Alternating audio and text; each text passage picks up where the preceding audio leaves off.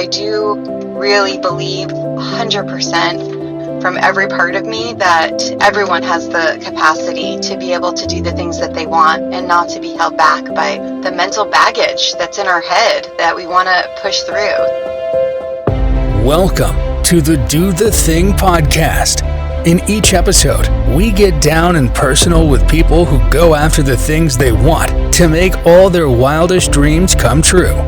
Join us as we unveil and dissect a formula for what it takes to do the thing. Here is your host, Stacey Lauren. Hey everyone, welcome to the Do the Thing podcast. This is your host, Stacey Lauren. Okay, well, my continuation of doing really cool things is coming along, and my boyfriend and I went to this national park called Channel Islands, and we ended up doing this kayak adventure, probably about an hour. You take an hour and a half ferry ride over, and then you get to do this like 4-hour kayak adventure through caves. And that was when I met Jo, who was our tour guide, and she was unbelievable with the way that she was able to get the group and really get us in tune with what was around us and her energy. And just, you could just tell that she's loving what she does and living in her truest self. And so I had to bring her on and interview her. And so I'm so excited to be able to introduce you guys to Jo. So, hey, Jo. Hi. How's it going? I'm good. How are you? Pretty good. I'm so excited to dive in because I just loved your energy. You added, what we did was so cool. You added like a whole nother layer to coolness just by being who you are. Which is, great to hear, considering that is the day-to-day, and you always worry about whether your people are having fun. So that's really cool. So cool. Well, why don't we start off and have you just tell everybody about you and your background? Yeah, so I'm actually from Cleveland, Ohio. I moved out to California a couple of months ago. I went to school in Ohio, was living in Ohio my entire life. I actually ended up with a business degree, and I worked in corporate accounting for about a year or so, and then it just wasn't really doing it for me. So I kind of got a spur-of-the-moment offer from family to move out to California, and I was looking for jobs, and I had been a guide in college doing kayaking and rock climbing, and I was like, well, I love that world. I'd love to get back into it. And so I found my current job, and it has been just absolutely unreal. Like, it's one of those things where you don't think it's going to be as good as it promises, and it's been just even better. It's so funny because when I met you, it's almost like I just couldn't wait to hear more about your story, because you can tell that you've sort of already gone another one path and then changed paths. You know what I mean? Because there's so many people that when they get their degree and they think that this is what they're supposed to do, and then they stay in that and they might not be happy. And I like that idea of you realizing it early on and then being able to just make the leap and go after something that you were curious about. Yeah, it was definitely tough. I was very comfortable in the life I was living. I think it's super easy to just kind of get into a spot, and it's good enough, and it's paying the bills, and you're liking the life you're living, but it's also not setting you on fire. So what actually went into your decision then, from you having gotten your business degree, getting into accounting, and then your family pretty much gives you the opportunity to move to California? How were you able to make that jump from leaving that job and then moving across the country? It was, if I don't do it, I feel like I'm going to end up here forever. I was working, and there was one day in March where it was 70 degrees in Ohio, and that never happens. So I was, well, that's cool. So I took half a day off work, and I went rock climbing with some friends. And then the next day I ended up back in the office, and I was, man, what am I doing? One day I'm like outside enjoying nature and having great conversations with the best people I know. And then the next day I'm sitting in a cubicle. I was going a little bit crazy. I was like, need to change something. And it was just kind of luck of the draw that I talked to my family the weekend after that, and they kind of brought it up. But I think I was definitely subconsciously looking for a way out, but I didn't know what to do. It's terrifying to try to go in a complete different direction when you have everything lined up, and to suddenly just like change that, move across the country. Yeah, I think I just knew I'm young, I have time, I have the ability to. If I don't do this, I'm always going to wonder about it or regret not doing it. Yeah. So do you think that's what sparked it? Was you just almost thinking of you being young and would rather regret something you tried versus not trying at all? Yeah, I'm a big believer in you should try everything, even if it's not what works out, because I mean, at the very least, you learn something about yourself. Yeah, I love that outlook about learning about yourself, regardless of what it is, because I think that can take that fear of failure away, right? Like, regardless, on the other side of it, you're going to learn something either way. Right. Absolutely. Yeah. So then how did you get the job where you are now? Well, I kind of saw like just a random posting online, just kind of scrolling through jobs in California, looking for anything. And I kind of applied on a whim, and I definitely wrote a very passionate cover letter where I was like, hey, I don't know what I'm doing now, but here's my experience and here's where I'm at. And please just give me a chance, because I would like love to be doing this. And yeah, the company I work for does a lot of different things, and it's wine tours and kayak tours and guided hikes, and it was like everything that was kind of in my realm of interest. And I was like, if I don't get this job, this is everything that I already do. I found a good fit for it, at least. And yeah, I had a talk with my current manager, and it went really well. She's also from the Midwest, and we just kind of hit it off, and lo and behold, here I am.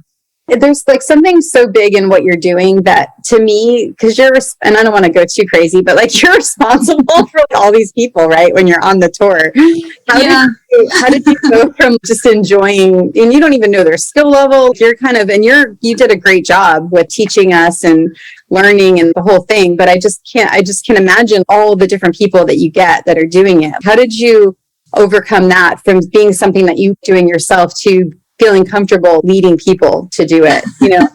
Well, the secret is I'm still nervous every single day we go out there. I don't know. I think it's a lot of you watch other guides do it for a while, and then you kind of pick up what works for you. And it just comes down to reading people and meeting people and being able to strike up a conversation about literally the smallest thing. And then from there, just kind of keeping an eye on their comfort levels and how they feel about the boat they're in. And then from there, just paying attention to who's laughing and who's having a good time and who is getting progressively more nervous with every cave that we try to kayak in. So I don't know, I feel like I've gotten a lot more aware of body language and just people in general, where it's, if someone's not having a good time, I need to be able to tell, so that then I can tweak whatever I'm doing and kind of make the experience more catered to them and what their interests are. And I mean, even when I had you guys circled up and we're talking about paddling, like I asked everybody what they were looking forward to today. And that gives me an insight into, okay, what did these people come here?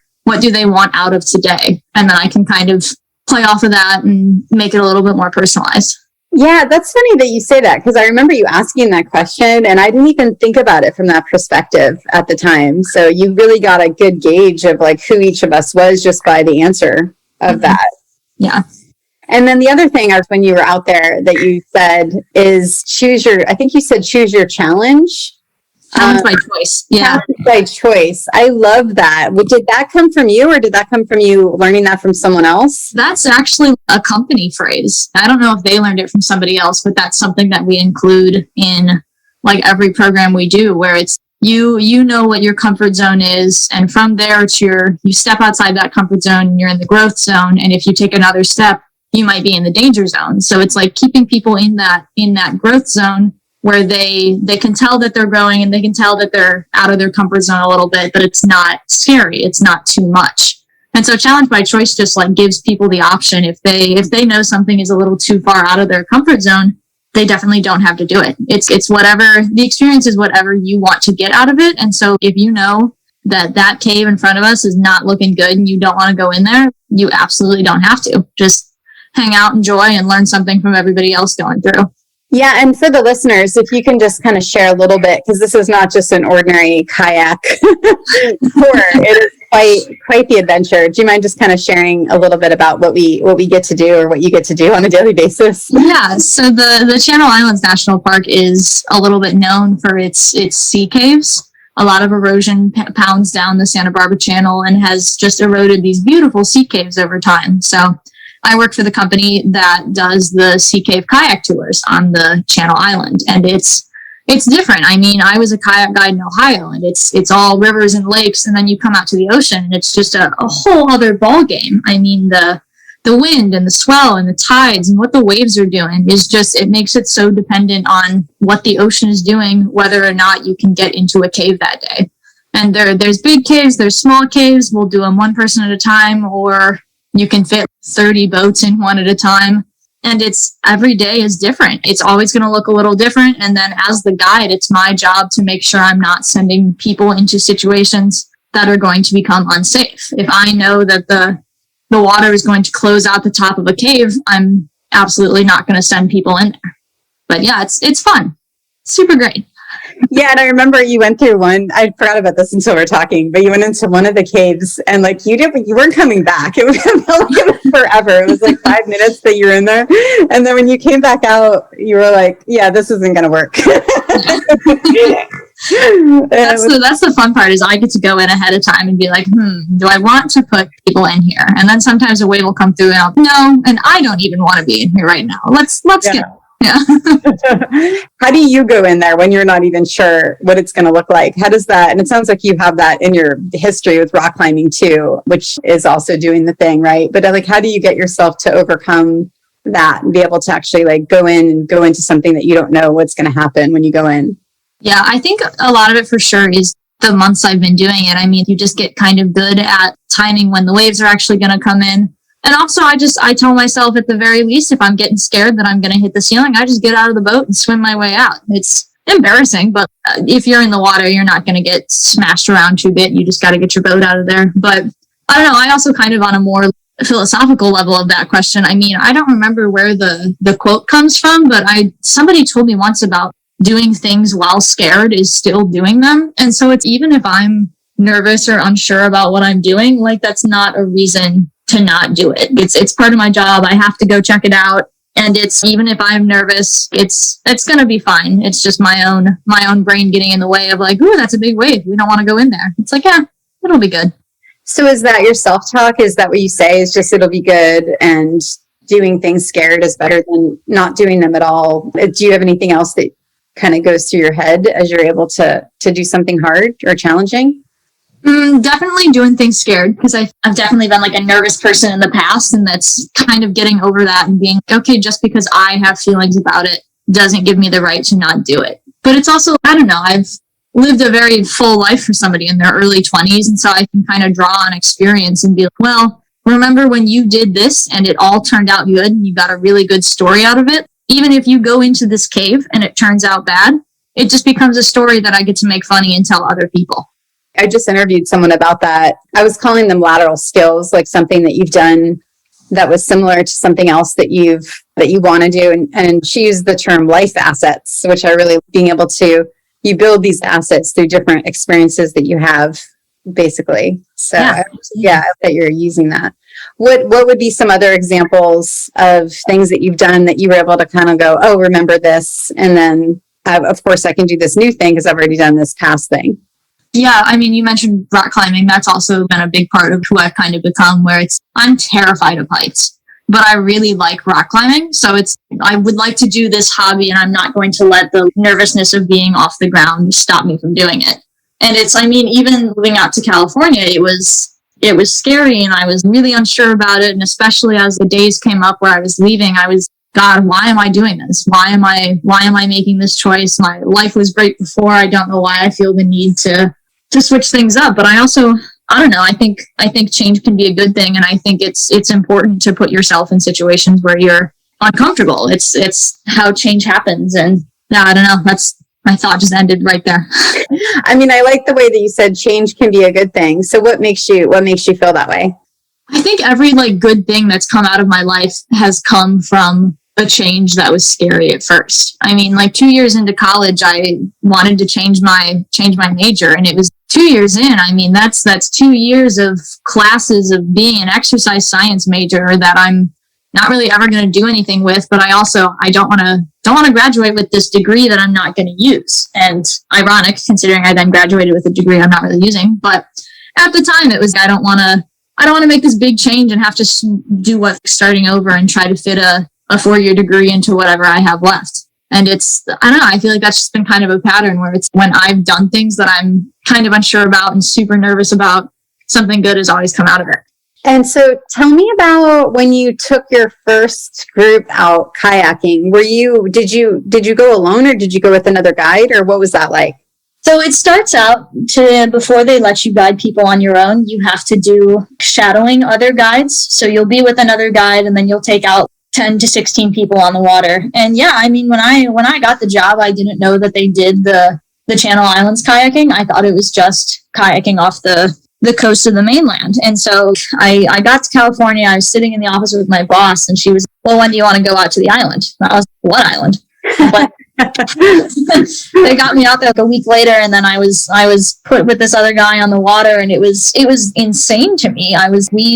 We take people out and we put them in caves, and we talk about the history and the wildlife, and this is a job. This is something that people that I get to do. And it was super surreal. I don't think I said anything on my first tour. I was kind of just like following along and trying to absorb as much as possible. I don't really remember all that much about it, but like, I just remember being blown away by the guide I was with, where it was like, he just was really good at cracking jokes and making people feel comfortable and going over the safety information in a way that didn't feel like he was like boring people to death. And it was so cool. I was like, I have guide friends back home, and I know a lot of what like the guide personality entails, but it was super cool to see it in action and just kind of be like, oh, like that's who I get to try to be. Yeah, I love that. I love the I get to frame too. And then when you took your first group out, what was that like for you? Oh, terrifying. So scary. The whole time I was just crossing my fingers like, all right, you got this, you can do this, like nothing can go wrong. But that is the nice thing about getting your own tours, is it is very much up to you. And so I was like, all right, we can do all the safe caves, and if these guys are having a good time, we can put them in some of the scarier caves, and I'll just be biting my fingernails off as they're going through. But it was good. I'm sure I stumbled a lot and stammered quite a bit while I was talking about all the wildlife and everything else there is out there, but I assume it went well for the group I took out, and I came back alive, so I call that a win. And then I was curious too, has anyone fallen in from, because I know that was the thing we were like talking about was, like not wanting to fall in. Is there anyone that's like fallen in the water that you've been out with? Oh, it happens at least once a week. And then what is that when it happens? Because I'm bringing this up because it almost is when you're on a paddleboard for the first time, and you need to like fall in the water first, right? To know what it feels like, so then you can get back up. And I don't wonder if the kayak's similar, but like, was it as bad as they like thought, or what was that like when you got to see that happen?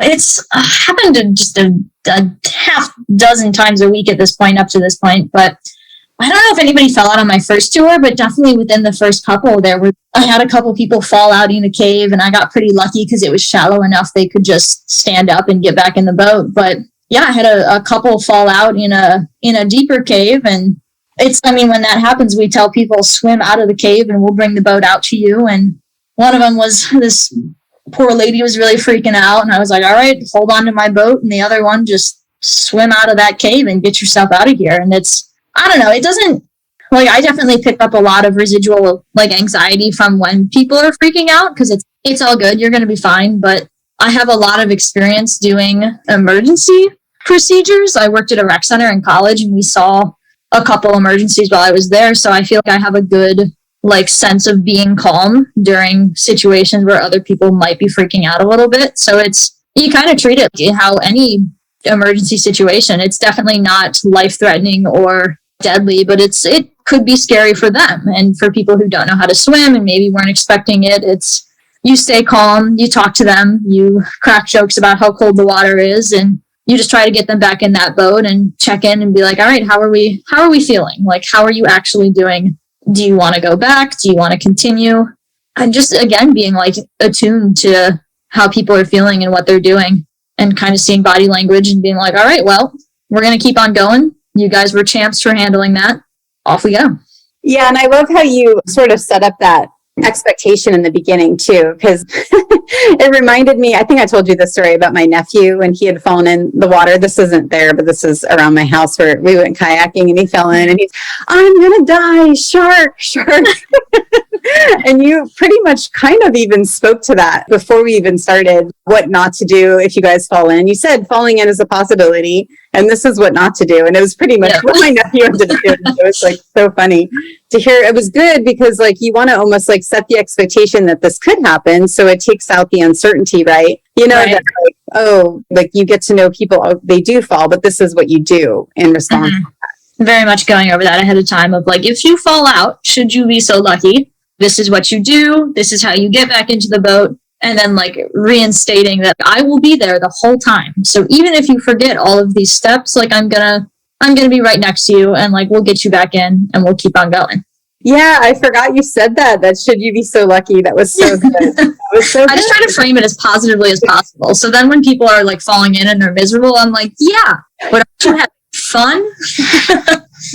Yeah, that was so good. Yeah. And then, okay, so that's my other question is you just are having a blast. And then by you having a blast, like everyone around you is having a blast. So I was wondering, like, how do you, and that's part of a piece of the do the thing formula. It's mindset, right? Controlling your attitude and keeping things fun. So how does that work for you? I mean, I definitely, like, I think I mentioned earlier and you commented on, like, I get to do this. This is, I think there are a lot of people out there who would love to have my job or something similar to my job. And I love it. I can't believe this is the life that I get to live, where it's even like the hard parts about being a kayak guide, where you have to clean a lot of equipment and be talking to people for most of the day. I thrive on that. And it's even on the worst day where people aren't having a good time and like I have a lot of work to do after work. It's like I get to paddle around a national park, and that's the 9 to 5.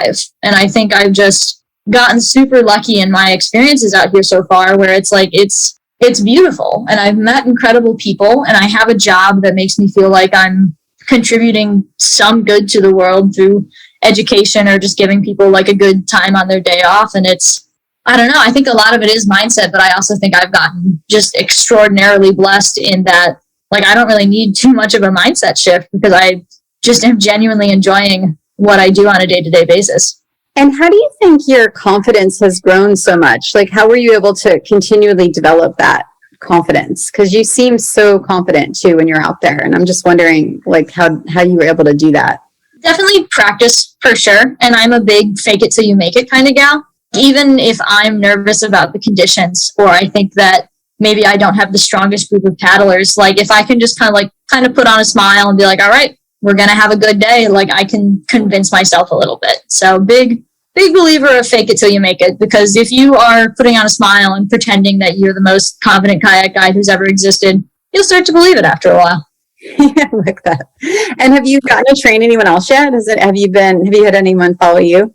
No, I'm still too new enough. They usually give people about a year or so before they let them train others, just to make sure that they're not like terrible at their job. Yeah, and it's cool that I would have never imagined you were only doing this a few months when I saw you. You seem like you've been doing it for years. Yeah, I had a little bit of guide experience before, so I think that has helped a lot, but I think it's just more about being a chatty, confident person. It's like the kayaking is part 2. Part 1 is being able to talk to people. And then I noticed we were day whatever that's called, day visitor, but there are a lot of campers that go there and they camp and stay there. Do you do the camping part too, or do you just go back and forth when you're doing the tours? Yeah, the way the job works is they'll have us out there camping for usually on average 3 to 5 nights at a time, just because it makes more sense to have people stay out there rather than take the ferry back and forth every day. So yeah, we have a little campsite that we have for all the guides, and it's quite literally home away from home. I have a tent that stays set up out there. There's a stove, a sink, and those are the necessities essentially. That is so cool. And so you pretty much are like living out there on the days that you're doing the guides. Yeah, you pack in all your own food and you can cook all your meals while you're out there, and then you go to your 9 to 5 and you enjoy being on the island after 5 o'clock. So cool. And then tell us more about that. So for people dreaming of your job right now. We're pretty much always hiring, even though the busy season is in the summer. So cough, cough, Santa Barbara, come hang out. Yeah, I mean, it's really incredible. I mean, we're just kind of allowed to hang out on a national park after hours, and it's like incredible people. Everyone just kind of hangs out together after work, and as the old guiding culture is very much about drinking, but there are guides who don't drink, so if that's not your thing, don't feel pressured. But it's some of the most incredible people I've ever met. I think guides as a whole are just always very passionate, nature-oriented, intelligent people, and so you get a group of those kinds of people together, and more people getting hired by the day, and everybody brings something different to the table. So it's, I don't know, for those dreaming of doing this exact thing, I mean, it never hurts to apply. Even if you don't think you'll get it, it does not hurt to apply to something crazy. And in the meantime, just go out and kayak on your own. I'm a big fan of kayaking, obviously, and it's like one of my favorite extracurricular activities. And my time kayaking in college has definitely contributed to the fact that I am now a kayak guide.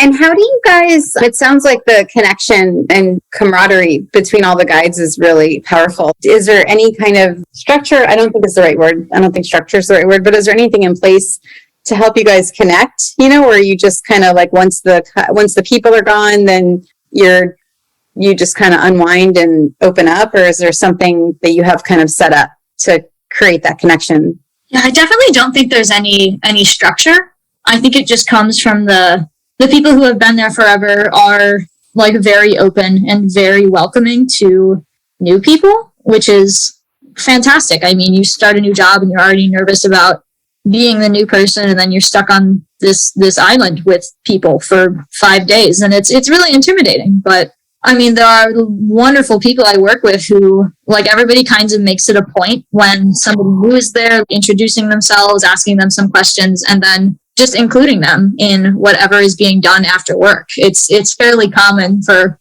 everybody after work to kind of just be like talking to each other, like, oh, what are we doing? What are we doing? What are you guys doing? What's the plan? And then from there, it's so inclusive. It's like, all right, this is what we're doing. Everybody's invited. But at the same time, if you need a night off and you need to go hike by yourself and kind of unwind a bit, we'll support you and we'll see you at dinner. So it's just very inclusive and very welcoming, and one of the best work environments I've worked in so far. And then you're just making me think too about the people that you're guiding. You're basically empowering a lot of them to do the thing, because there's the majority of the people in my group, they were beginners. And so they're nervous about even being in a kayak. It's not their advanced kayakers that are not nervous. People are naturally nervous when they're doing something new. I think a few of them hadn't even done it before. So what's your perception of that when you get to watch other people do something like that? It is pretty cool. I mean, we do get a lot of people who either have never kayaked or have never kayaked on the ocean before or have never kayaked in a sea cave. It's very rare that we'll get a group of experienced paddlers who can keep up with whatever I'm doing. But I don't know. There are some days where you're just super stoked to see people paddle for the first time. And I don't know, even if somebody's not having a good time and they maybe didn't enjoy being out there, like, I'll be watching them and I will have watched their paddle strokes improve over the 3 hours we were out there. And so it's like, even if you didn't have a good time, you learned something new. You learned a skill. You did something that you wouldn't have normally did. If that's all you get out of it, that's a great start. And what do you think helps the person that might be scared when they're first starting, but then you get to see them sort of going for it? What do you think is the thing that gets them to go after it? Well, I definitely think it's a lot of peer pressure where everybody else is looking at you and you have to learn how to paddle or we're going to leave you behind. Yeah, I think that's also the nice thing about, like, everybody who comes on our tour usually comes with a friend or a group, and it's nice to see the kind of relationships that exist out there where maybe somebody's nervous, but the other person is cheering them on a little bit or trying to walk them through it. I don't know too much about what goes through the head of people who choose to kayak for the first time in a sea cave on the ocean, but I think it's impressive. That's a heck of a way to start doing it. Yeah. I know, it was funny because when you asked and I never say I'm beyond beginner really, because I never like to have any kind of expectations on me by being good, because I tend to, to just sort of be in my own space. But when you asked, I remember I'm beginner to middle, but then all of a sudden I realized, like, wait, I've never kayaked on the ocean before. I only kayaked on the bay. And then all of a sudden I had a minute where I'm like, oh, what's going to be different about this? So you calm my worries, but it's just funny how it's easy to get in your head. Yeah. Yeah. And it's definitely part of my routine to not expect anything from anyone until we actually get on the water. Because of course, like, people will say they're experts and then you get out there and it's, I'm sorry, you're an expert, and then you get people who will kind of like downplay their abilities, and you'll get them out there and they'll just be absolute naturals. So it's for sure the guide's experience to like not even try to assume anything before actually seeing it themselves. So what do you think's been the hardest thing for you in terms of doing the thing? Oh, I think having to relearn the whole skill set. I mean, I took off some time from guiding in between being in Ohio and being here, and even the guiding in Ohio was just nowhere near as intense. So I definitely, I don't know, I had to start over essentially and be bad at something. And I don't know, nobody likes to be bad at anything, and that's usually the most intimidating part about starting something new is you have to start from the bottom. And so there were definitely a couple of days where I was just feeling so like just kind of beat down because I was either like had made some mistake or just something hadn't gone right, or I felt like I could have done something better. And it was like, I know over time I will get the confidence you need to like, or the confidence I need to feel like I'm actually good at my job.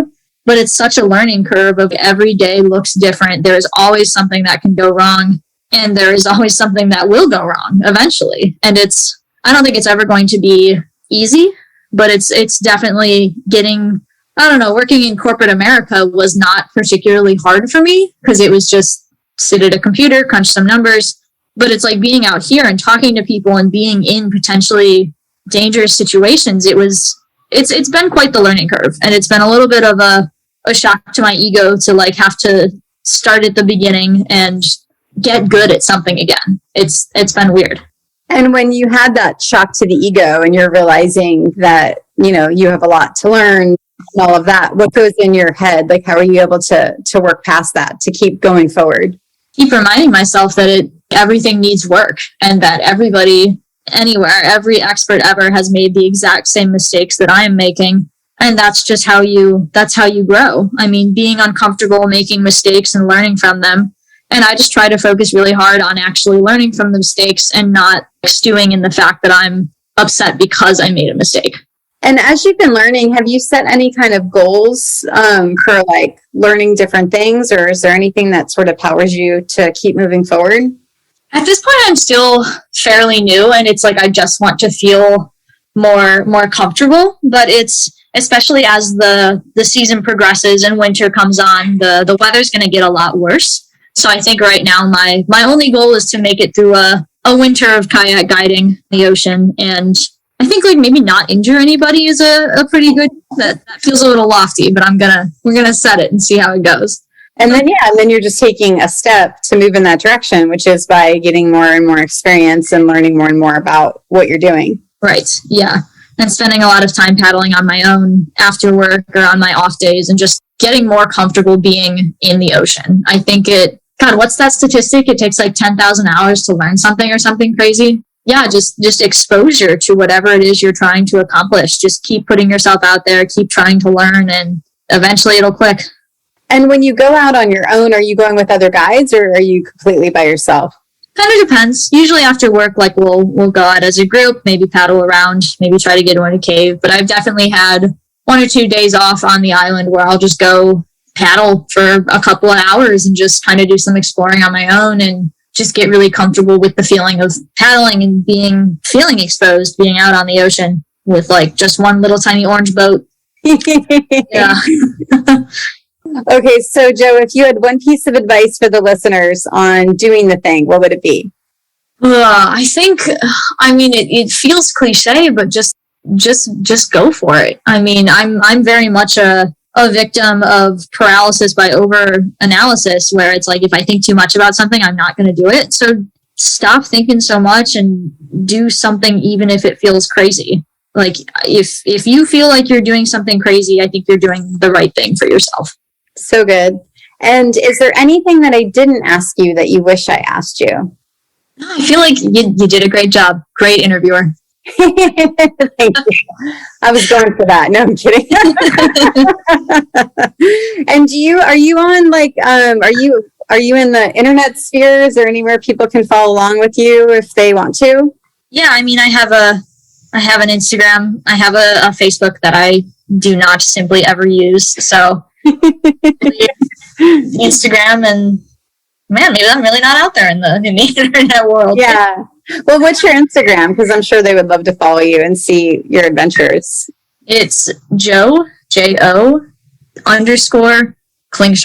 And I can spell that out, or we can put that in the show notes. Yeah, why don't you spell it, and it'll also be in the show notes too. Yeah, so JO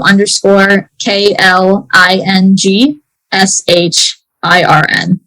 Perfect. Well, thank you so much for coming on with me. It's funny, I've only interviewed one other person that when I've been out doing something, and then there was a hot air balloon ride that I did. And you're the second person while I've been out doing stuff that I've interviewed, but it's uncomfortable even asking because number one, I don't want it to take away from the experience. Right. And then number two, because I don't know, it just feels weird, but it just, your response to it was really great. And I'm so grateful that you were able to do this, because I think it's really inspiring for people to get to see people that are going after the life they want, and not worrying about what other people think. You're just kind of like living for yourself, which I just love that. Yeah. I mean, like personally, I thought it was super flattering. It's really very validating to be recognized for living a life that, like you said, a life that you want to be living. So yeah, definitely thank you for the opportunity. This has been very enjoyable. Thanks for listening to the Do the Thing podcast. We hope you enjoyed the show, but even more, we hope you'll be inspired to do the thing. Do you have a burning question on doing the thing that you'd like answered? How about an inspiring do the thing story of your own that you'd like to share? We'd love to hear all about it. Just leave us a voice message at dothething.callcast.co or email us at hello@dothethingpodcast.com.